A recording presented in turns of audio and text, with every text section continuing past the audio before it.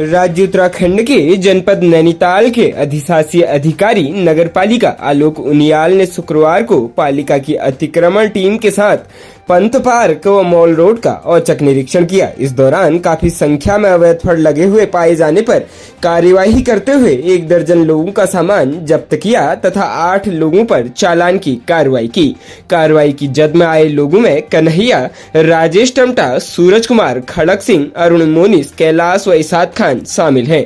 इन पर 500 रुपए की चालानी कार्रवाई की गई है। इस प्रकार कुल 4000 का अर्थदंड वसूला गया है। कार्रवाई में कर निरीक्षक हिमांशु चंद्रा, दीपराज, विक्की सिलेलान, संजय, सनी साजिद अली व सुनील कुमार आदि शामिल रहे। राज्य उत्तराखंड में ईडी ने छात्रवृत्ति घोटाले मामले में एक और कॉलेज की करोड़ों की संपत्ति जब्त की है। आरती चैरिटेबल एजुकेशन के खिलाफ ईडी ने कार्रवाई की है। इस ट्रस्ट को अमृत ग्रुप ऑफ कॉलेज चलाता है, रुड़की में, जिसकी कुल लगभग 5.25 करोड़ रुपए की संपत्ति अटैच की है। जानकारी के अनुसार अमृत ग्रुप ऑफ कॉलेज के मालिकों ने छात्रवृत्ति के पैसे से बहुत सारी संपत्ति खरीदी थी और इन्होंने इसके अलावा काफी सारा कैश भी निकाला था। ईडी इस मामले में रोज कार्यवाही कर रही है। इतना ही नहीं, अभी तक ईडी ने 3 कॉलेजों में 12 करोड़ से भी ज्यादा की संपत्ति अटैच की है। बताया जा रहा है कि इसी तरीके से जल्द ही और कॉलेजों का नंबर भी आने वाला है जहां ईडी अपनी कार्रवाई कर सकती है। 2012 से 2015 तक कुछ निजी शिक्षण संस्थानों ने समाज कल्याण विभाग के अधिकारियों के साथ मिलकर 200 करोड़ से अधिक का छात्रवृत्ति घोटाला किया। राज्य उत्तराखंड में स्थित 4 धामों में से एक विश्व प्रसिद्ध बद्रीनाथ धाम में शनिवार को दोपहर में करीब 2 बजे नीलकंठ पर्वत की तलहटी में अचानक हिमस्खलन की घटना सामने आई है। हिमस्खलन ऋषिगंगा में हुआ है। इन दिनों बद्रीनाथ धाम की चोटियां बर्फ से लकदक है। दूसरी तरफ यमुनोत्री धाम सहित यमुना घाटी में तेज आंधी तूफान और गर्जना के साथ रुक रुक कर बारिश हो रही है। यमुनोत्री धाम से दर्शन कर गंगोत्री दर्शन को जाते समय खरादी में एक महिला की पत्थर की चपेट में आने से दर्दनाक मौत हो गई। परिजनों द्वारा बड़कोट सीएचसी लाया गया, जहां चिकित्सक द्वारा उक्त महिला को मृत घोषित कर दिया। प्राप्त जानकारी के अनुसार आंध्र प्रदेश की रहने वाली महिला श्रद्धालु टी सरोजा पत्नी वेंकट रमन, उम्र 46 वर्ष, निवासी अलकापुरी, कोतपेरा, हैदराबाद, शुक्रवार की शाम को दर्शन कर खरादी कस्बे में एक होटल में रुके और शनिवार की सुबह गंगोत्री धाम रवाना होते समय पहाड़ी की ओर खड़े वाहन के पास जाते समय अचानक पहाड़ी से आए पत्थर से सर पर चोट आ गई। उसके बाद परिजनों ने घायल अवस्था में महिला को सामुदायिक स्वास्थ्य बड़कोट भर्ती कराया गया। उपचार के दौरान महिला की मौत हो गई। पुलिस ने पंचनामा की कार्रवाई करते हुए नौगांव पोस्टमार्टम के लिए भेज दिया, जिसके बाद पुलिस ने शव को परिजनों को सौंप दिया है। विश्व प्रसिद्ध 4 धामों में से एक उत्तराखंड में स्थित भगवान बद्रीनाथ के कपाट खुलने के बाद मंदिर में चमत्कार हुआ है, जिसे मंदिर के पुजारी देश के लिए शुभ संकेत मान रहे हैं। बताया गया है कि जब वृष लग्न पर हुई बर्फबारी और फूलों की बारिश तथा वैदिक मंत्रोच्चारण और जय बद्रीनाथ के नारों के बीच गुरुवार को सुबह 7:10 पर बद्रीनाथ धाम के कपाट खोले गए, तभी एक ऐसी घटना घटी जो किसी चमत्कार से कम नहीं थी। कपाट खोले गए तो भगवान बद्रीनाथ से ढके घी के कंबल पर ताजा घी नजर आया। बद्रीनाथ के पुजारी राधा कृष्ण थपलियाल ने कहा कि ताजा घी को कंबल पर रखकर धारण करने से देश में समृद्धि आएगी। पिछले वर्ष भी कंबल पर लगा घी ताजा था। यह किसी चमत्कार से कम नहीं है।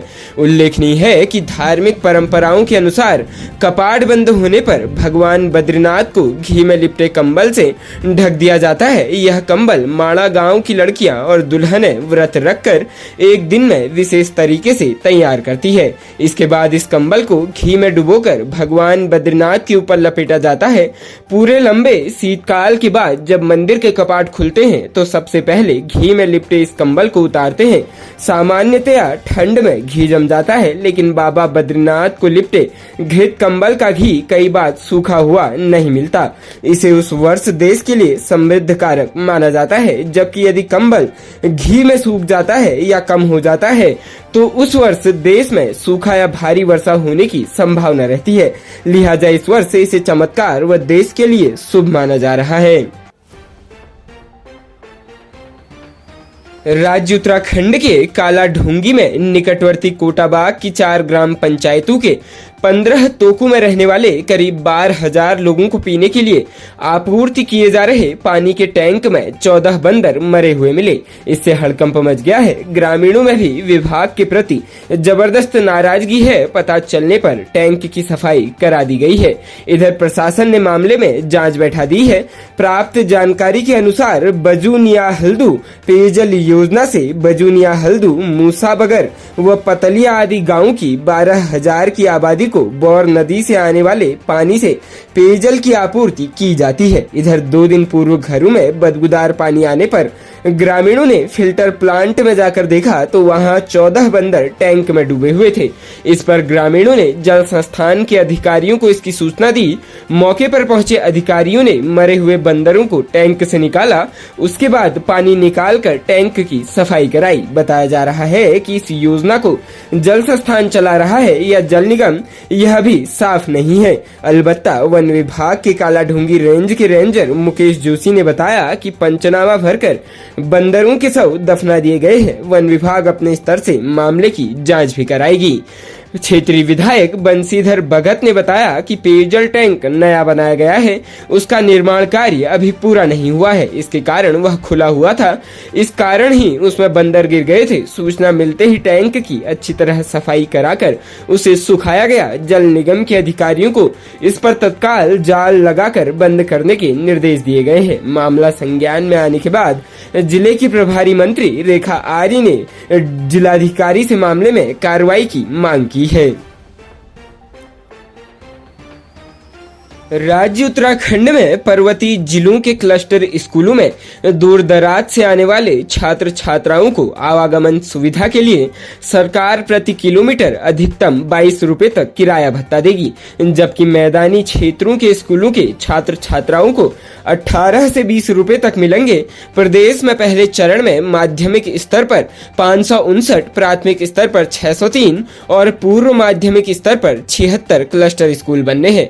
इन स्कूलों में दूर दराज से आने वाले छात्र छात्राओं को सरकार स्कूल तक आने जाने के लिए किराया भत्ता देगी। शिक्षा सचिव रविनाथ रमन के मुताबिक इसके लिए बस, टैक्सी या अन्य व्यवस्था कर विभाग प्रति छात्र के हिसाब से छात्रों पर आने वाले खर्च का भुगतान करेगा।